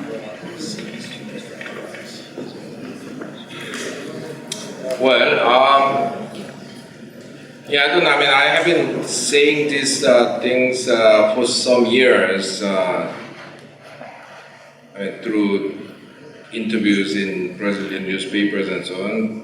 My view is that even though the PT government has achieved a lot in terms of reducing poverty and reducing inequality and things like that, unfortunately it was done through mainly kind of conditional cash transfer, Bolsa Familia and other social transfer programs. I have nothing against that social transfer programs. I'm a great supporter of a universal welfare state, but the problem is that if you do it that way, the people's living standard become very vulnerable to changes in political regimes. Yeah?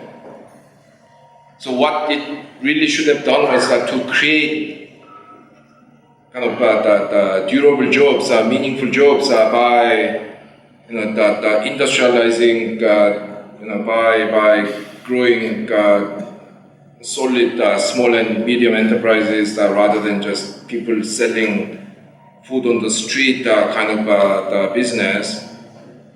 Once you create those jobs, create those industries, that becomes much more difficult to take people's livelihood away from them. Unfortunately, if you do it through social transfer, someone in the Ministry of Social Welfare writes a different figure and everyone becomes poorer by a stroke of a pen.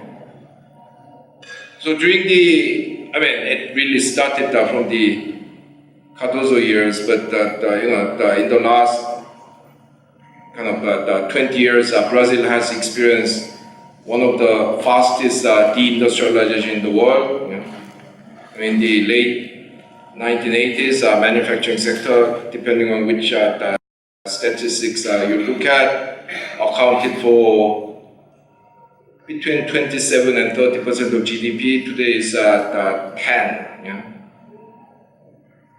And actually, the export structure of Brazil regressed during the PT years. That actually became more dependent on primary commodities.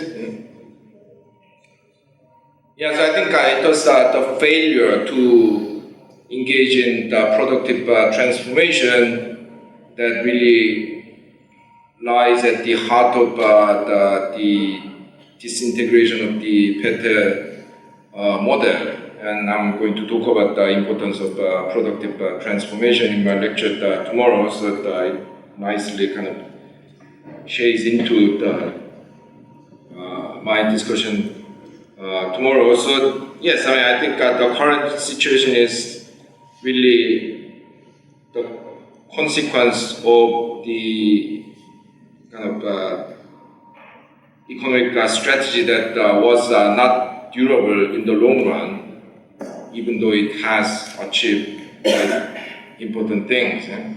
So let's see, whether this country can create a new consensus, that new regime around a more durable development model.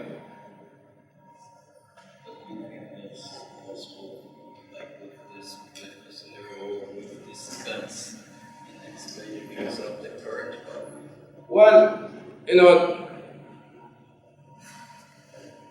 especially when you have a population that is politically aware and mobilized, like in Brazil, anything is possible. Look at South Korea. We had, nowhere near progressive as the Pete government, but we had relatively progressive government between 1997 and 2004, and they were not very successful. And then suddenly people voted in this very right-wing corrupt president and another one. Yeah. And then people got fed up, and we had 17 weekends of mass demonstration involving, every week at least 1 million people, and then ousted the president. She's in jail. She's going to be something like 90 when she comes out. So yeah, you can do it. Yeah. So let's not lose hope. More questions?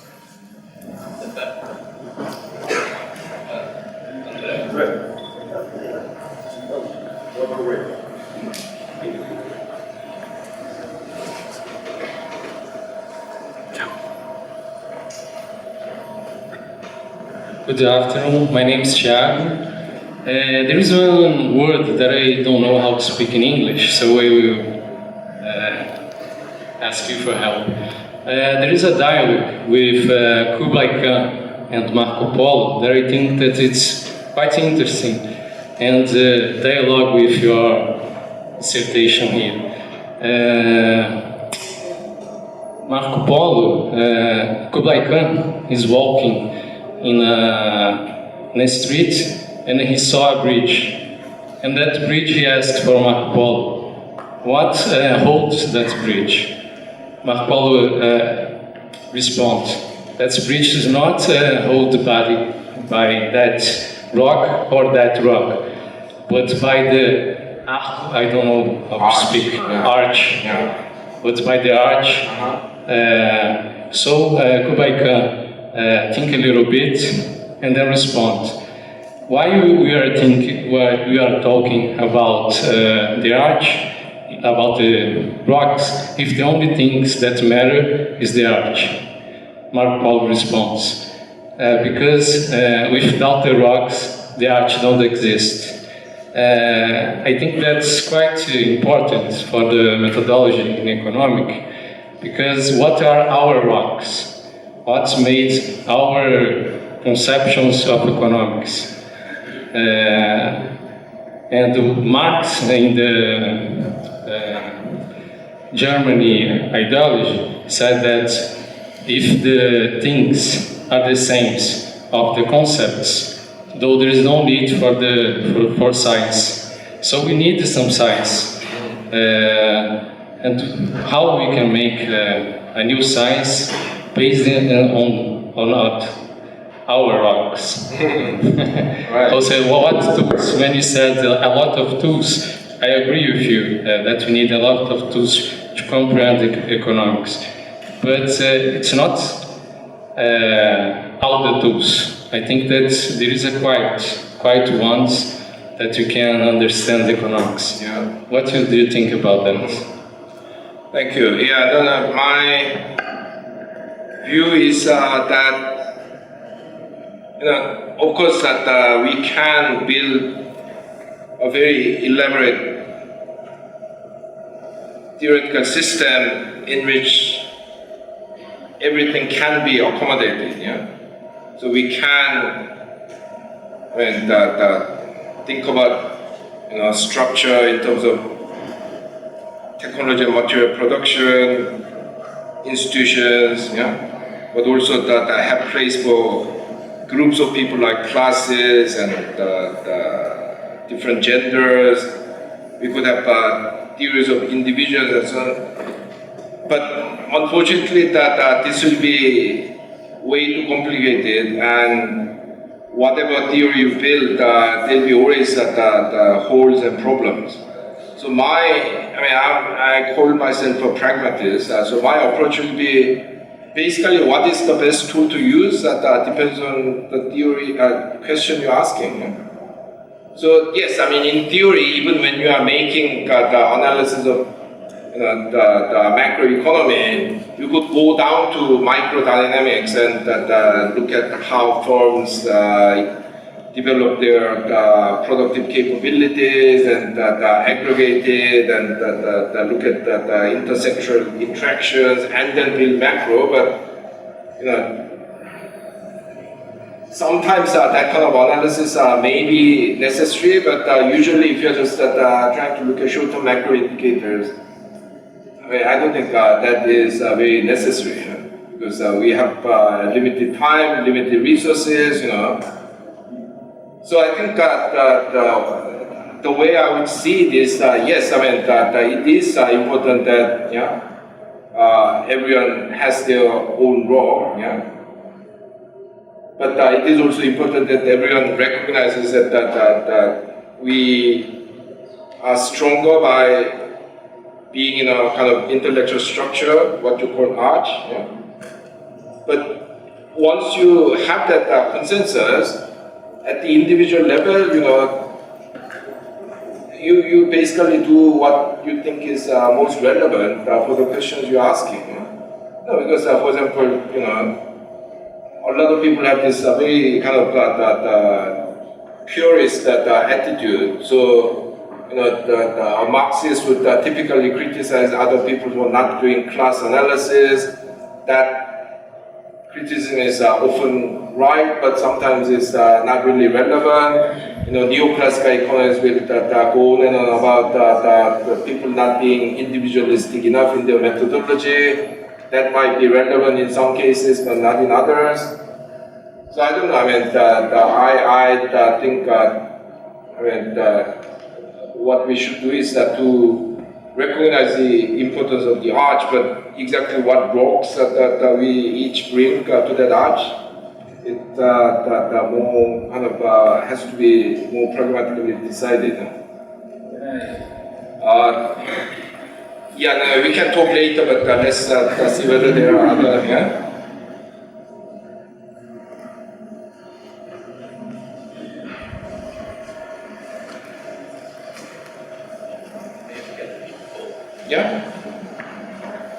Good afternoon, my name is Alexandre. When we talk with friends and family, mainly when we are from the countryside, their economic concepts are given from the media or memes from internet. And they are very simple. So how can we introduce this debate that you presented us without having to write a book or losing their interest and their friendship? Thank you.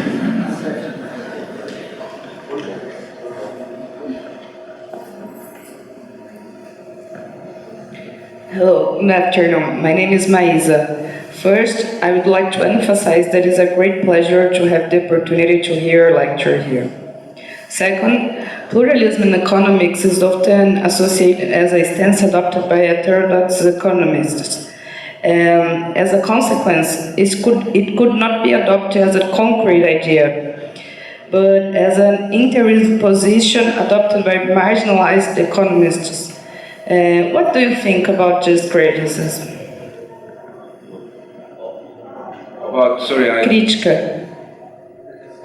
O que ele pensa sobre essa crítica?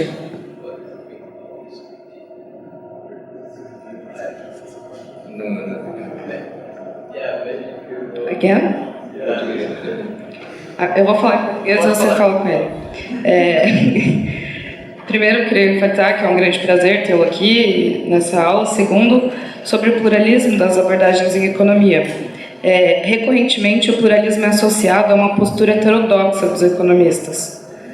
Essa postura heterodoxa, o pluralismo associado aos heterodoxos, coloca o pluralismo como uma posição interina, que só é válida nos momentos de crise na ciência, quando não tem consenso. O que ele acha dessa crítica à conexão entre o pluralismo e a heterodoxia?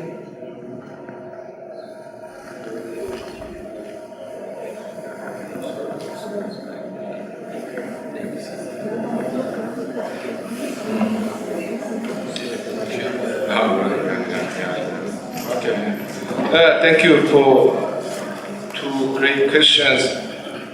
Yeah, on the first one, yes, I mean, it is important to engage everyone in economic debate. You know, it's quite strange because that a lot of people have very strong opinions when it comes to non-economic things. Yeah, whether it's American foreign policy in the Middle East or question of the human rights or abortion. But when it comes to economic issues, they just uncritically swallow what is given to them through media propaganda. So actually, the people like you need to persuade the others to think about this more critically, as they do with other issues, yeah? And also give them some ammunition. Yeah?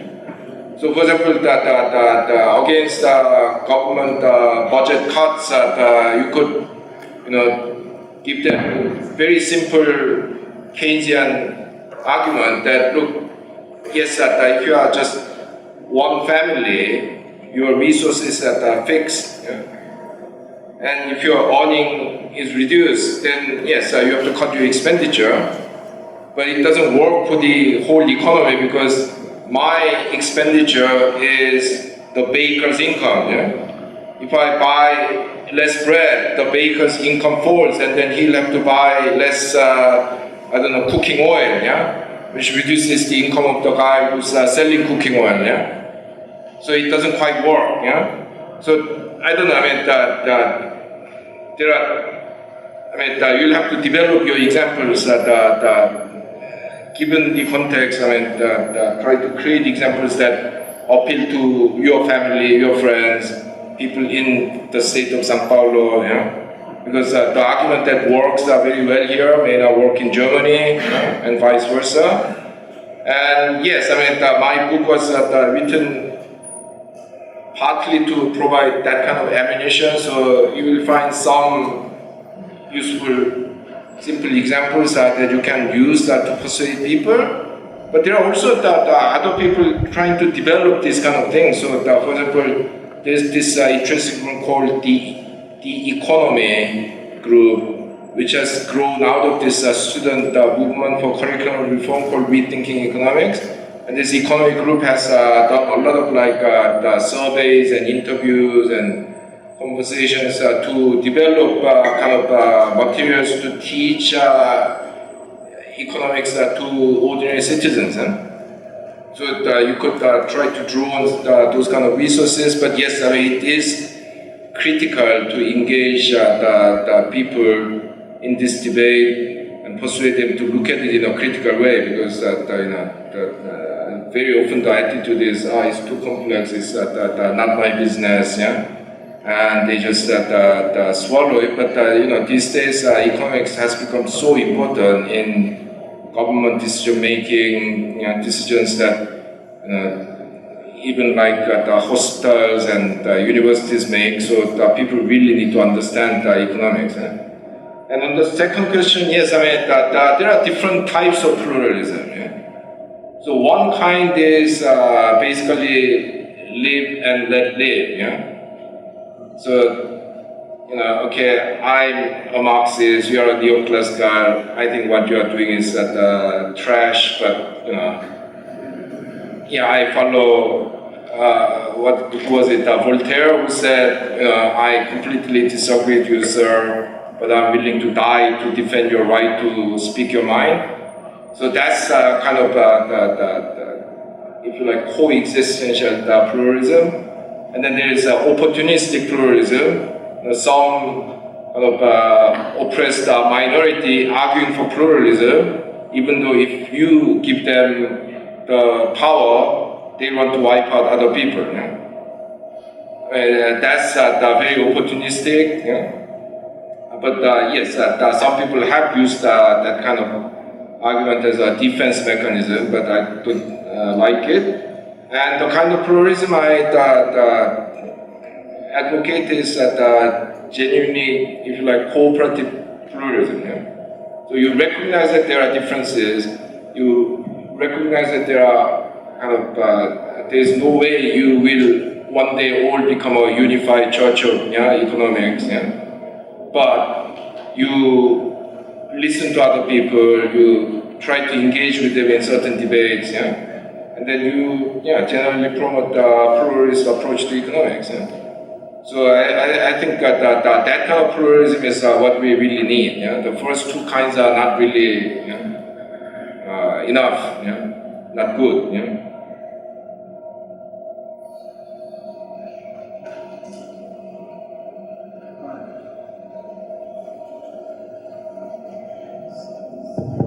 Hi, I'm from across the street. My background's in mathematics and physics, not in economics, so I'm perplexed by some of the issues you raised, so please help me understand. Particularly, you make a very reasonable case for a pluralistic approach to economics, sort of the Swiss Army knife perspective, and it sounds extremely reasonable. Yet, and at the same time, it taught me that orthodox economists have strived very hard to become more scientific, whatever that means. They've even renamed the subject and got rid of some words to make sure they're seen as scientific. Now, when a scientific conjecture fails, it must be dropped. It's refuted and it must be dropped. Whenever you have a major crisis, like say 2008, if this were a scientific endeavor, then the conjecture would have been considered refuted, and they would all quit their jobs or declare themselves very open to reasonable criticism like yours. I'm not sort of immersed in economic literature, but I read quite a bit. It doesn't look like this is their stance. It doesn't look like they acknowledge, except for a few individuals, that anything went wrong at all. So it doesn't look to me like this is a rational debate after all. So yet you make a reasonable case. Why do you think you convince people who claim to be scientific but do not adhere to scientific standards? How do you even expect to hold on this debate with that precise public who seems to be acting more out of tradition than out of reason? Thank you. The young lady wanted to ask something. Let's take them to another one. Yeah. Okay, three. I read your book, the 13 Things True about the capitalism, and there's one part that you're talking about the development, and you say that most part of the countries develop based on with the state. The importance of the state in the development. But you said that Hong Kong was different from this. I would like to know why, what's the difference. And the other question is about the process of peace in North Korea, between North Korea and South Korea. What do you think about it?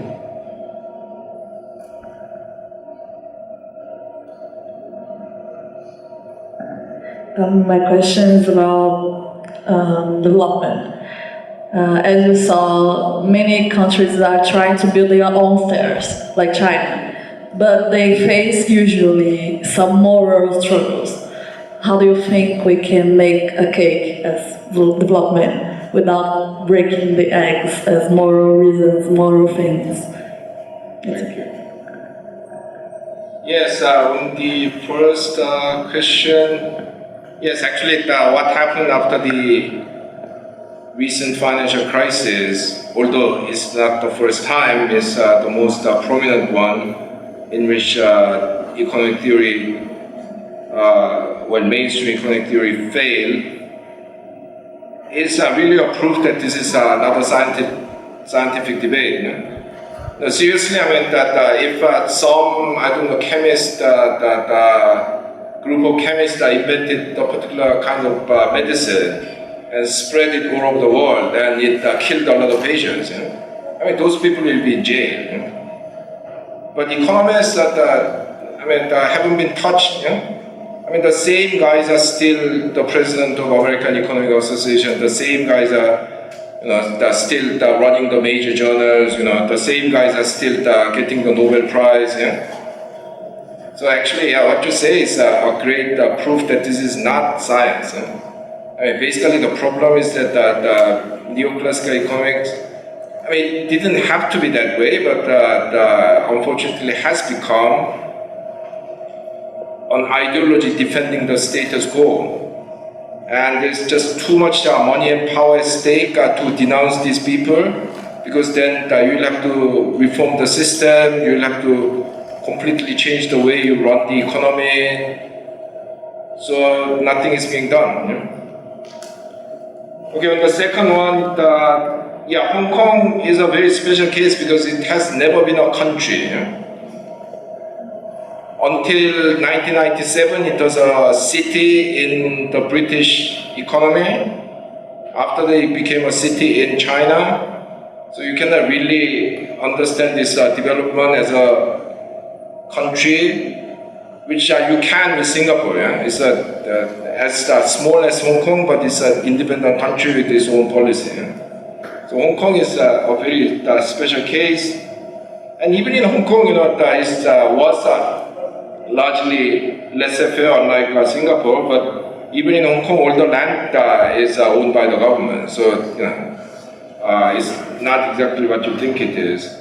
North and South Korea, where do you begin? I mean, the problem with North Korea was that they essentially believed in what the most extreme versions of dependency theory that later believed. Yeah? Basically, as a relatively small backward economy, you can still achieve the high standard of living by relying solely on your own technology and your own capital. And it's a doomed project. And it's not even as if all the technologies that they use are their own invention. No, North Korea did some cool things, like they invented after an island the second ever man-made fiber called vinalon. And amazingly, this the fiber is made out of stone, limestone. Yeah, how cool is that? Yeah? As a relatively small and relatively poor economy, how many inventions like that can you have? Yeah?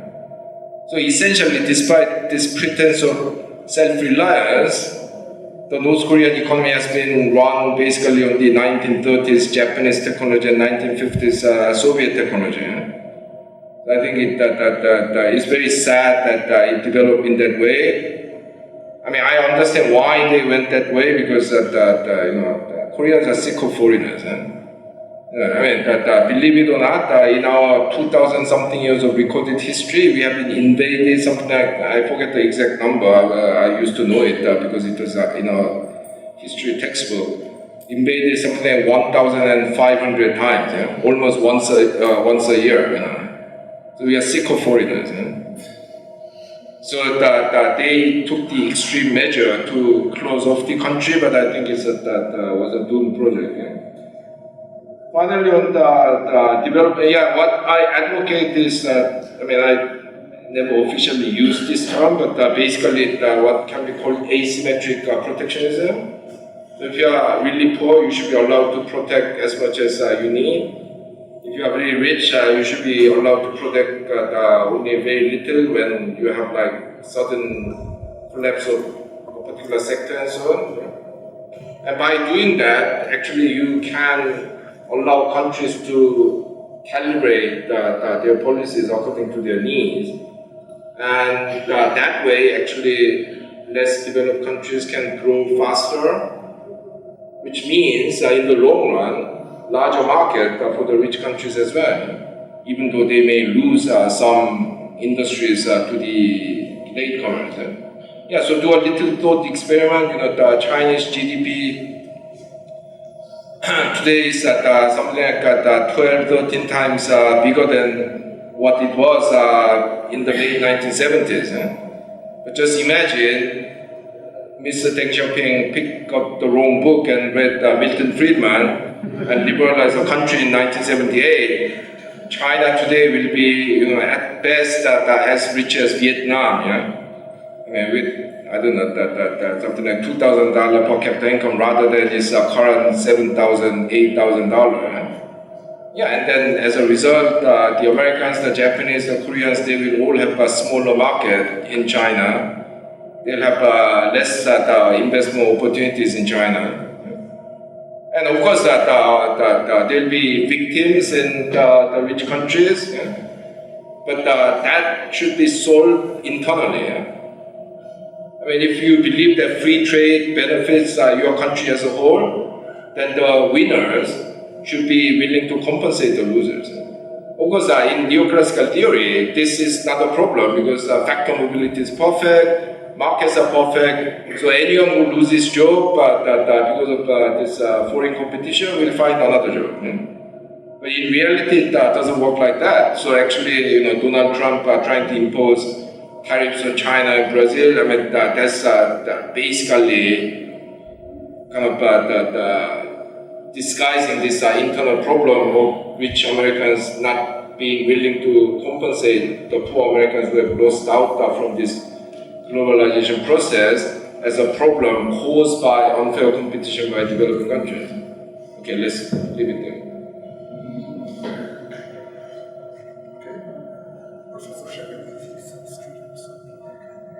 Yeah, sure. Okay. We can clap it.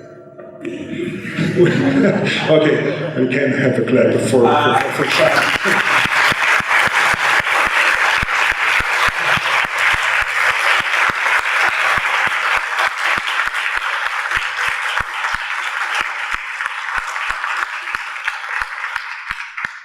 I know that some students and some teachers also have their books and would like an autograph, and Professor Chang gently will autograph their books, okay? Please.